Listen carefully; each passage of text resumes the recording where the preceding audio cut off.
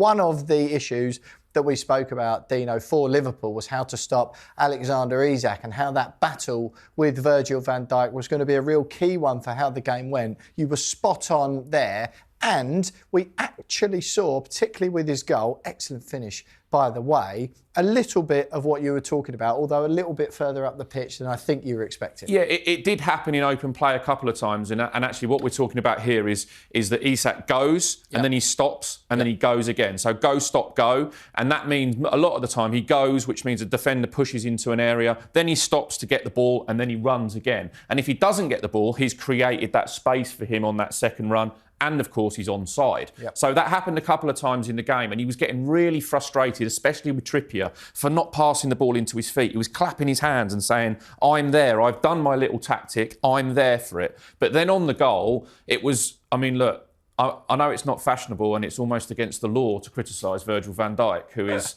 you know, by all accounts, if you read everything in every paper, every website, the greatest defender in the history of football. I mean, he's not bad, to be fair. Yeah, but I mean, look, he is great. He's a great player, but it was his mistake and he got caught under the ball and we can see from the picture, he knew. He knew it. He knew it was his mistake, head in hands as Isak was celebrating. Just describe why. So what happens is the cross comes over from the left and the ball goes over both of their heads, right? Nothing wrong in either of them there, other than the fact Van Dijk turns and then he's looking at the next ball, which goes over his head to Robertson and then I think it's Murphy at the back post.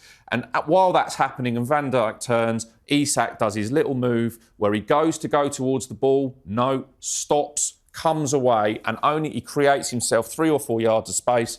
Of course, a striker's instinct, the ball gets headed down to him, sweeps it in the net. And what Van Dijk should be doing is thinking when the ball gets knocked down, I've got to win it or block it. And it only takes 2 or 3 yards against someone as class as Isak to score from there. Van Dijk mistake, but brilliant, brilliant movement. And Murphy as well, fair play for heading it into an area where he knew Isak was going to create himself some space.